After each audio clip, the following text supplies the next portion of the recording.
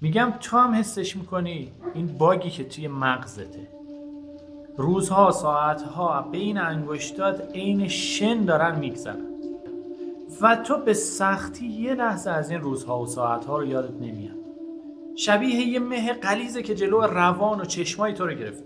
انرژیت خشک شده، تمرکزت تیکه تیکه شده، حتی علاقت که عاشقانه دوستش داشتی میبینی که تموم شده، مرده و حتی بهت اجازه ندادن که بفهمی کی این اتفاق افتاده. و اینها اتفاقی نبوده که اتفاق بیفته، دقیقا تمامش مهندسی شده است.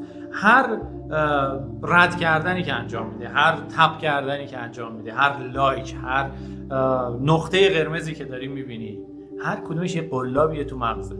تو اسکرول میکنی، تو محتوا مصرف میکنی، تو وقتت رو میذاری، ولی اونا پولدارتر میشن به خاطر اینکه الان رو از دست دادی. تنها زمانی که اصلا هیچ وقت وجود داشته همین الان. یه راه خروج میخوای؟ خاموشش کن، کل دنیا رو خاموش کن، بره توی سکوت محض بشین، بذار این نویزه از دست بره. بعدش حواست به هر کدوم از نفسایی که میکشی باشه. فکر کن که یه حیوان وحشیه که تو میخوای این حیوان وحشی رو رام کنی، نذار حتی یه دونش از دستت بره. این تنها راه خروجه، تنها راهیه که میتونی پیدا کنی که از بین این چرخ دنده های این ماشینا خودتو بکشی.